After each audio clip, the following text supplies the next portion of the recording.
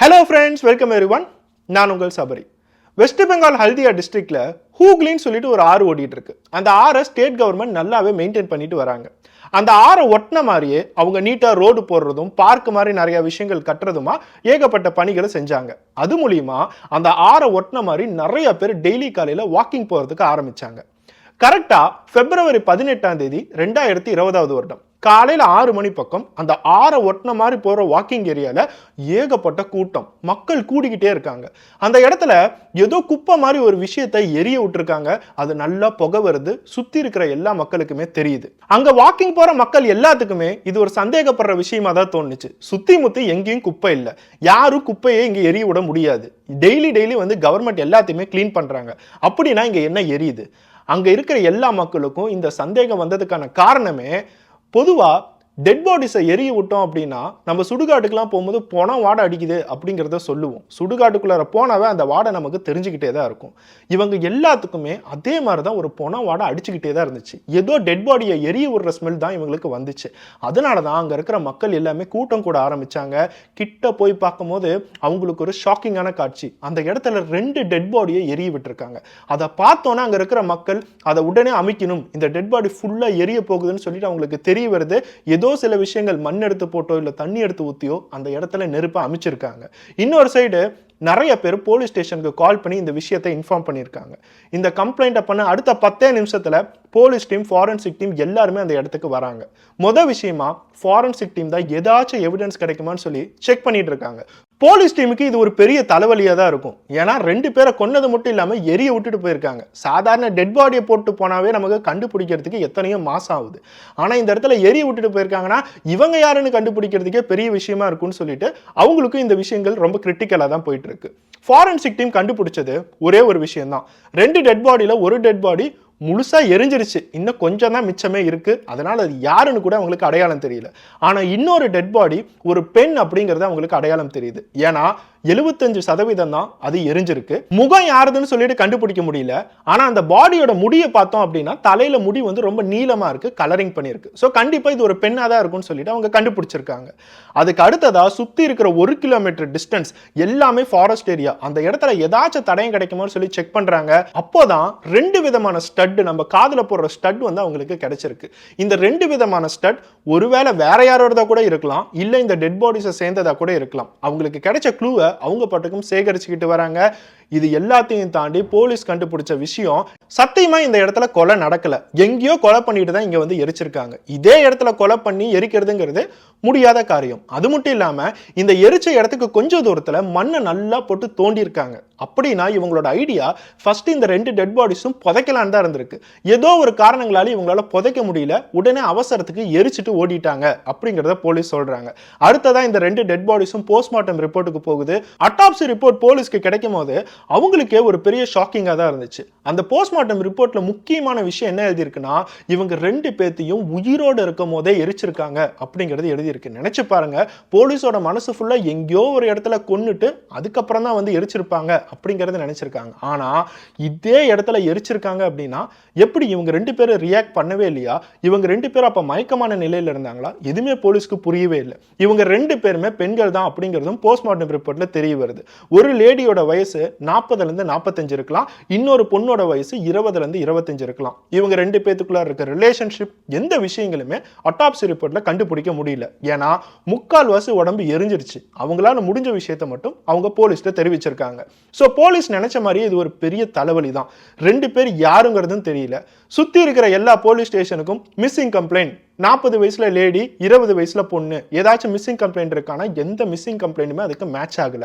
அடுத்ததா போலீஸ்க்கு இருக்கிற ஒரே வழி, அவங்களோட சோஷியல் மீடியா பேஜ்ல இந்த மாதிரி 2 டெட் பாடிஸ் கிடைச்சிருக்கு, ஹூக்லி ரிவர் கிட்ட வந்து எரிய விட்டுருக்காங்க, அவங்களோட தோடு இப்படிலாம் இருக்கும், ஒருத்தவங்களோட வயசு 40, இன்னொருத்தவங்களோட வயசு 20 அப்படிங்கிற இன்ஃபர்மேஷனை பாஸ் பண்றாங்க. போலீஸ்க்கு இந்த நியூஸ் கொடுக்கும் போதெல்லாம் ஒரு நம்பிக்கையுமே இல்லை. பொதுவாக சோசியல் மீடியாவில் இந்த மாதிரி விஷயங்கள் ஷேர் பண்ணும்போது நிறைய பேர் ரிப்ளைவே பண்ண மாட்டாங்க.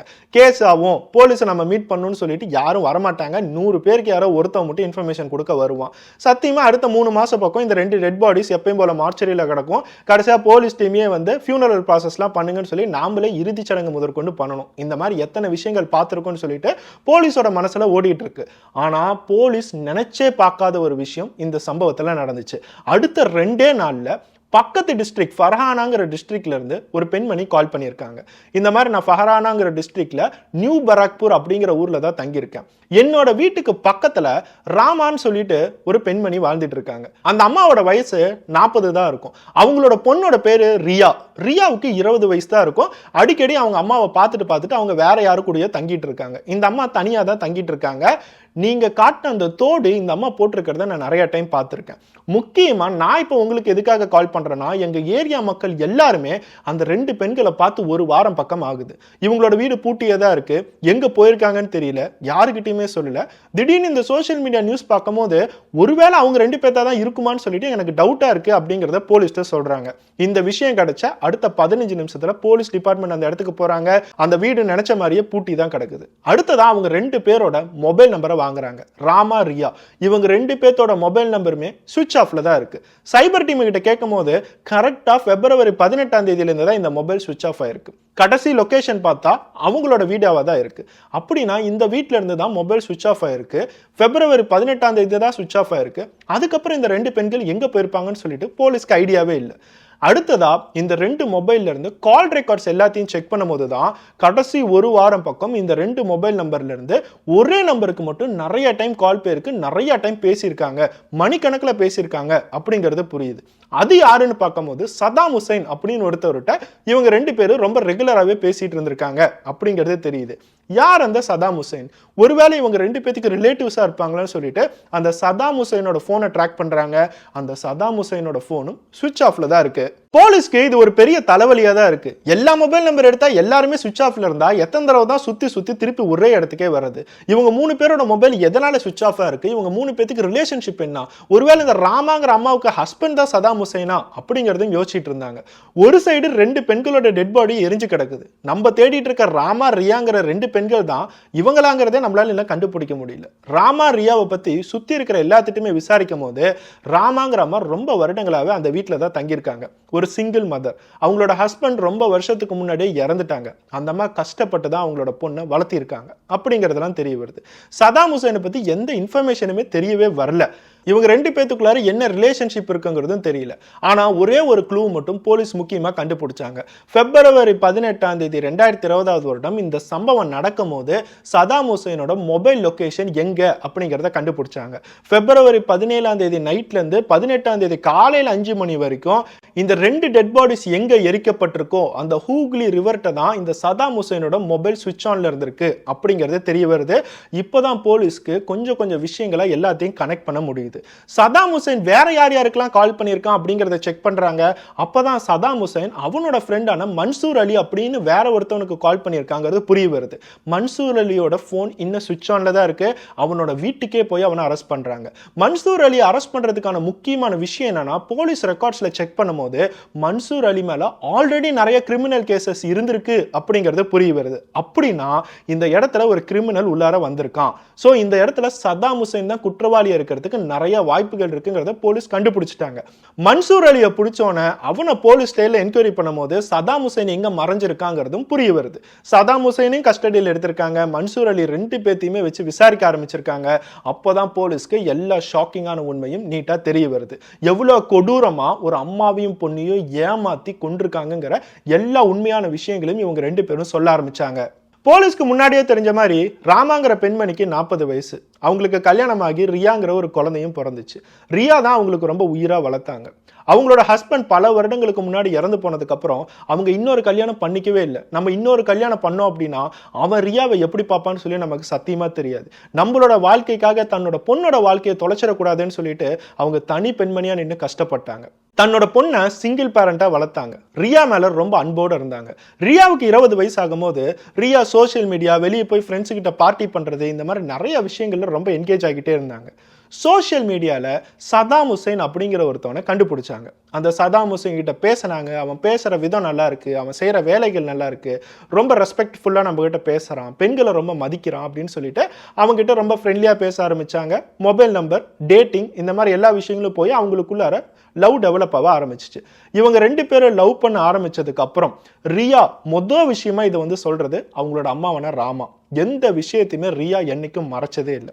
இந்த விஷயத்த ராமா கிட்ட வந்து சொல்லும் போது தன்னோட பொண்ணு 20 வயசுல லவ் பண்ணி வீணா போறாளே அப்படின்லாம் அவங்க நினைக்கவே இல்லை. அவங்களுக்கு இது ஒரு பெரிய அதிர்ச்சியாவே இல்லை. அவங்க நினைச்சதெல்லாம் ஒரே ஒரு விஷயம் தான். இத்தனை வருஷமா ஒரு தனி பெண்மணியா நின்று நான் உன்னை வளர்த்திருக்கேன். அதுக்கு நான் ரொம்ப கஷ்டப்பட்டேன். ஆனா அந்த கஷ்டம் சுத்தி இருக்கிற நிறைய பேத்துக்கு தெரியவே தெரியாது. சுத்தி இருக்கிற ஏகப்பட்ட மிருகங்கள் ஒரு தனி பெண்மணியா வாழும் போது, ஹஸ்பண்டோட துணை இல்லாம வாழும் போது எப்படி பார்க்கும்னு சொல்லிட்டு எனக்கு நல்லா தெரியும். அத்தனை கஷ்டத்தை எல்லாம் தாண்டி நான் உன்னை இப்படி வந்து வளர்த்திருக்கேன். உனக்கு 20 வயசாயிருக்கு. என்னோட வாழ்க்கையை நீ ஆல்ரெடி நல்லா பார்த்து தான் வளர்ந்துருக்க. கண்டிப்பா நீ ஒருத்தவனை செலக்ட் பண்ற அப்படின்னா அவன் நல்லபடியா தான் இருப்பான், அவன் நல்லவனா தான் இருப்பான்னு சொல்லிட்டு நானும் நம்புறேன்னு சொல்லி சதாம் ஹுசைனை வீட்டுக்கு கூட்டிட்டு வந்திருக்காங்க. ராமா சதாம் ஹுசைன் கிட்ட பேசும்போது அவன் ரொம்ப நல்லவனா தான் தெரியுது. அதனால தன்னோட பொண்ணோட காதலுக்கு அம்மாவும் ஓகே சொல்லிட்டாங்க. ஓகே சொன்னதுக்கு அப்புறம் தன்னோட பொண்ணான ரியாவும் சதாம் ஹுசைனும் ஒரு தனி வீடு எடுத்து லிவிங் டுகெதரா வாழ ஆரம்பிச்சாங்க. ஏன்னா சதாம் ஹுசைனுக்கு இப்பவே நம்ம கல்யாணம் பண்ணிக்க வேணாம், நம்ம சேர்ந்து வாழுவோம், கொஞ்சம் காலங்கள் கழிச்சு நம்ம கல்யாணம் பண்ணிக்கலாம்னு சொல்லும் போது அது ரியாவுக்கும் ஓகேவா தான் தெரிஞ்சிச்சு. ரியாவுக்கு ஓகே அப்படிங்கிறதுனால அவங்களோட அம்மாவான ராமாவும் ஓகேன்னு சொல்லிட்டாங்க. அதுக்கப்புறம் இவங்க 3 பேத்தோட லைஃப் ஒரு வருஷம் பக்கம் ரொம்ப சந்தோஷமா போனுச்சு. எந்த இடத்துக்கு போனாலும் ரியா தன்னோட அம்மாவை கூட்டிக்கிட்டு தான் போவாங்க. வெளியில ஏதாச்சும் டூர் போனாலும் தன்னோட அம்மாவுக்குன்னு சொல்லி தனியா ஹோட்டல் போட்டு தருவாங்க. வெவ்வேறு ஹோட்டல் பார்ட்டிஸ் எல்லா இடத்துக்குமே போய் அம்மா பொண்ணு சதாம் ஹுசைன் 3 பேருமே நல்லா என்ஜாய் பண்ணாங்க. இந்த மாதிரி எல்லா விஷயங்களும் நடந்துட்டு இருக்கும் போது ரியாவுக்கும் ராமாவுக்கும் ஒரு விஷயம் தோணுது. ஒரு வருஷம் பக்கம் நம்ம லிவிங் டுகெதர் மாதிரி வாழ்ந்துட்டோம், இனிமேட்டு நீங்க 2 பேரும் கல்யாணம் பண்ணிக்கலாம்னு சொல்லிட்டு ராமா கேட்கறாங்க. அதே மாதிரி தான் ரியாவுக்கும் தோணுது, நம்ம 2 பேரும் கல்யாணம் பண்ணிக்கலாமான்னு சொல்லிட்டு சதாம் ஹுசைன் கேட்கறாங்க. ஆனா சதாம் ஹுசைன் ஒரு வருஷம் லிவிங் டுகெதர் பண்ணதுக்கு அப்புறம் கூட கல்யாணம் இப்ப வேணாம், கொஞ்சம் தள்ளி போடலாமே, கல்யாணத்தை பத்தி இப்ப பேசாதன்னு சொல்லிட்டு ரியா கிட்ட கொஞ்சம் கொஞ்சமா போஸ்ட்மான் பண்ணிக்கிட்டே இருக்கான். கல்யாணங்கிற பேச்சு எப்ப வந்தாலும் அவன் அந்த இடத்தை விட்டு எப்படி தப்பிக்கலாம் அப்படிங்கறத யோசிக்கிறான். இது ராமாவுக்கும் ரியாவுக்கும் ரொம்ப கடுப்பாக ஆரம்பிச்சிச்சு, ரொம்ப கோபம் வர ஆரம்பிச்சிச்சு. ஒரு வருஷம் பக்கமா லிவிங் டுகெதரா வாழ்ந்துட்டு இருக்கீங்க, நீங்க 2 பேருமே பிசிக்கல் ரிலேஷன்ஷிப்ல இருக்கீங்க, ஆனா கல்யாணத்துக்கு எதுக்காக இவன் இவ்வளவு பின்வாங்குறான் அப்படிங்கறத விசாரிக்க ஆரம்பிக்கிறாங்க. விசாரிக்கும் போதுதான் அவங்களுக்கு ஒரு ஷாக்கிங்கான விஷயம் தெரிய வருது. சதாம் ஹுசைனுக்கு ஆல்ரெடி பல வருடங்களுக்கு முன்னாடி கல்யாணம் ஆயிருக்கு, 2 குழந்தைங்களும் இருக்கு.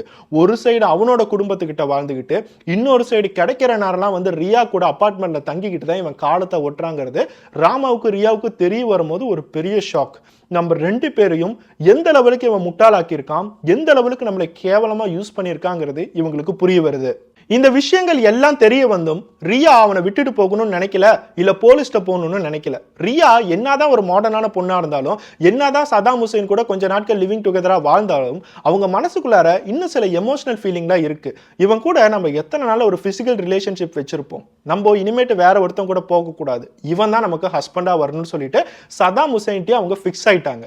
சதாம் ஹுசைனை போய் கொஞ்சம் கொஞ்சமா மிரட்ட ஆரம்பிச்சாங்க. நீ என்னை கல்யாணம் பண்ணிட்டு உன்னோட ஃபேமிலி உன்னோட வைஃப் எல்லாத்தையும் டிவோர்ஸ் பண்ணு, அதை பண்ணினா மட்டும்தான் நம்மளோட வாழ்க்கை நல்லா இருக்கும், இல்ல அப்படின்னா சத்தியமா உன்னை நான் நல்லபடியா வாழ விட மாட்டேன், நான் போலீஸ் ஸ்டேஷனுக்கு போவேன்னு சொல்லிட்டு ரியா சொல்றாங்க.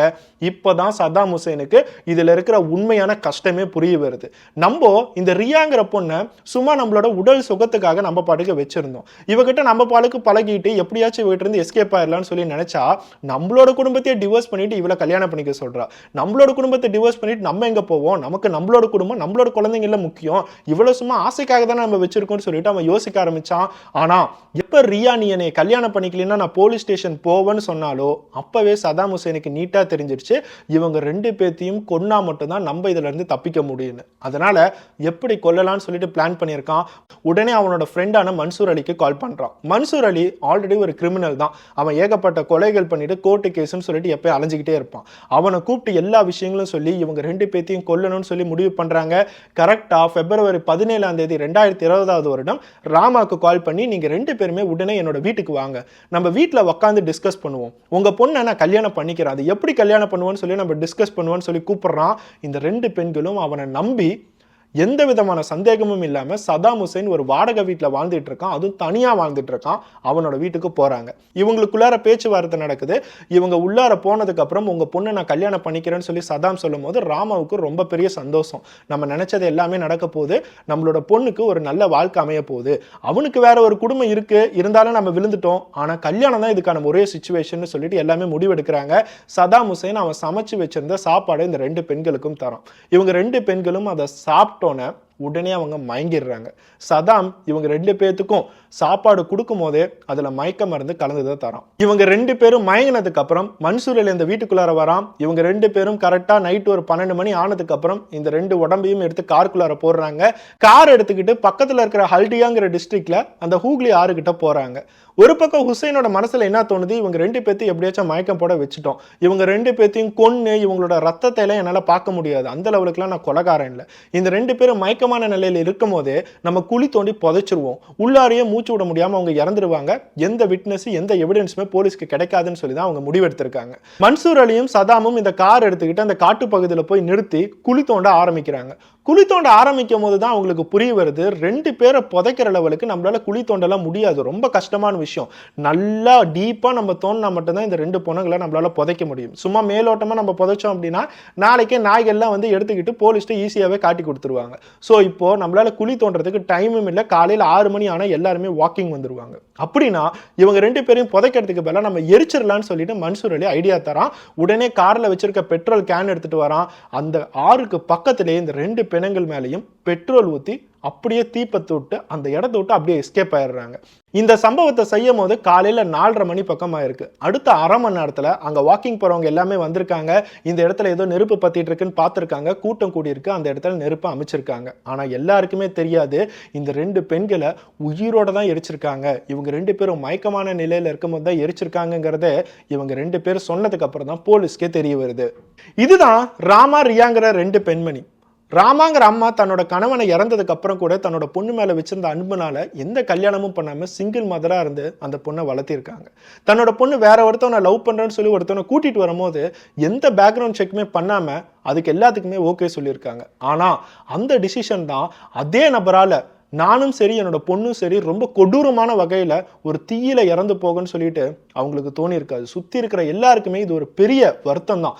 ராமாமாவுக்கு இந்த மாதிரி ஒரு கொடூரமான விஷயம் நடந்திருக்கா, எல்லாருமே அந்த லெவலுக்கு ஆச்சரியப்படுறாங்க. ஏன்னா அவங்க யாரோட சண்டைக்கும் போனதில்லை, அவங்களுக்குன்னு சொல்லிட்டு எந்த எதிரியும் இல்லை, அவங்க வாழ்ந்தது எல்லாமே அவங்க பொண்ணுக்காக தான் அப்படிங்கிறத போலீஸ்ட சொல்றாங்க. இந்த 2 பெண்களையும் இந்த லெவலுக்கு கொடூரமா கொலை பண்ண சதாம் ஹுசைன் அவனோட குடும்பத்தை, அவனோட ஒய்ஃபை, அவனோட குழந்தைங்க எல்லாத்தையுமே ஏமாத்தி ஒரு 20 வயசு பொண்ணுகிட்ட இருந்து நமக்கு காமங்கிற விஷயம் கிடைக்குதுன்னு சொல்லி இந்த குடும்பத்தை ஏமாத்தி 1 வருஷம் பக்கம் அந்த 20 வயசு பொண்ணோட மனசுல எல்லா ஆசைகளையுமே கொண்டுட்டு வந்து கடைசியா கொடூரமா கொலை பண்ணியிருக்கானே, இவனுக்கெல்லாம் என்ன மாதிரி தண்டனை கொடுத்தா சரியா இருக்குங்கிறத கண்டிப்பா கமெண்ட் பண்ணுங்க. என்னை கேட்டா எப்படி இவன் இந்த 2 பெண்களையும் கொடூரமா பெட்ரோல் ஊத்தி எரிச்சானோ அதே மாதிரி இவனை நடு ரோட்ல பெட்ரோல் ஊத்தி கொடூரமா கொலை பண்ணா மட்டும்தான் அந்த 2 பெண்களோட ஆத்மா சாந்தி அடையும்னு சொல்லி நான் நினைக்கிறேன். அது மட்டும் இல்லாம இந்த மாதிரி ஒரு கொடூரமான விஷயம் நடந்தாதான் அடுத்த ஒருத்தன் இந்த மாதிரி ஒரு பொண்ணை 20 வயசு பொண்ணுகிட்ட காமம்ங்கிற பேர்ல ஏமாத்துவான் பாத்தீங்களா, அவன் எல்லாத்துக்குமே ஒரு பயம் வரும்.